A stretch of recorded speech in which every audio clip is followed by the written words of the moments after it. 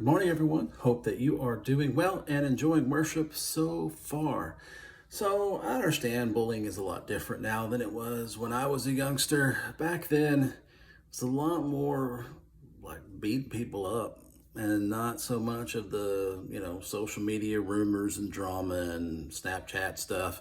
But you were really likely, if you were kind of a little geeky band kid like me, that you might get shoved in a locker or pushed around or duct taped to a goalpost or something. And one of the best games the bullies loved, and don't ask me how I know this, but I do, it was this game called Stop Hitting Yourself. And Stop Hitting Yourself is a game where basically you just grab someone's hand, you don't let go, and you start slapping them in the face with their own hand.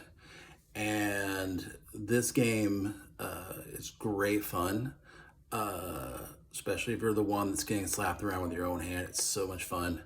Ask me how I know. But this passage today in Romans 7:15 to 25 is kind of Paul talking about the spiritual version of stop hitting yourself. He talks about how it feels when there's good things that you want to do and you just can't seem to make them happen. And the things that you know you shouldn't do, you just keep doing. And some people wonder, is he talking about before he was a Christian? Is he talking about after he's a Christian?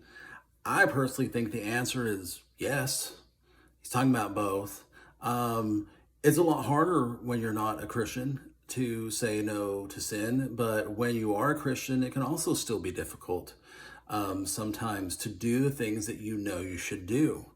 And I think it's more of trying to make these external rules make us good. What are the external rules that can make us good? And while we should probably have rules in our lives, but we don't acknowledge that we have sin, and none of the rules are going to be good enough to keep us good. Sometimes our rules are the very thing that keeps us from doing what we should do and experience the freedom that we have in Christ that Paul talks about at the end of this passage about Jesus setting us free. And we have these little internal rules, like we're driving around and we see a homeless person. Well, I don't give to homeless people because they might drink it away. It's just kind of a rule we've made for ourselves. Or we're at youth group and we see a kid who looks sad and we feel the Spirit pulling us to talk to them. But I've got this rule. I don't talk to kids that aren't in my friend group or that I don't know. Or maybe we feel like God's saying we should go to an event or go serve at a food pantry or do something that we're called to do. And we kind of go, well, but I don't know who's going to be there. Like, how am I going to be seen? And that's an external thing that we put on that. And it really keeps us from experiencing the freedom that God gives us, the freedom that the Spirit gives us. And I think if you're feeling this internal tension as bad as Paul describes it in this chapter, something's off kilter in our spiritual life. And that doesn't mean we're a bad person, but just that something's off. And maybe it's a variety of things. Maybe we really know what sin it is that we're dealing with, and we should just confess it and learn to move on. Maybe we have confessed over and over again, and we just can't seem to break the cycle, and we don't think that God's forgiven us. But He has, and He wants us to live in freedom. We have been set free. Our faith should feel less like, oh my gosh, what's God going to catch me doing? But more like, awesome, my chains are gone, I'm free. That's how it should feel. Maybe you were taught that Christianity shouldn't feel that way. It should feel guilty all the time. And yes, I will tell you that we need to work on things in our spiritual life always because we're never perfect. But at the same time, it should be a joyful thing. It should be about growing in love, about growing closer to God and closer to each other, not feeling guilty all the time and trying to beat ourselves up, grabbing our own hand and slapping ourselves in the face like a spiritual game of stop hitting yourself.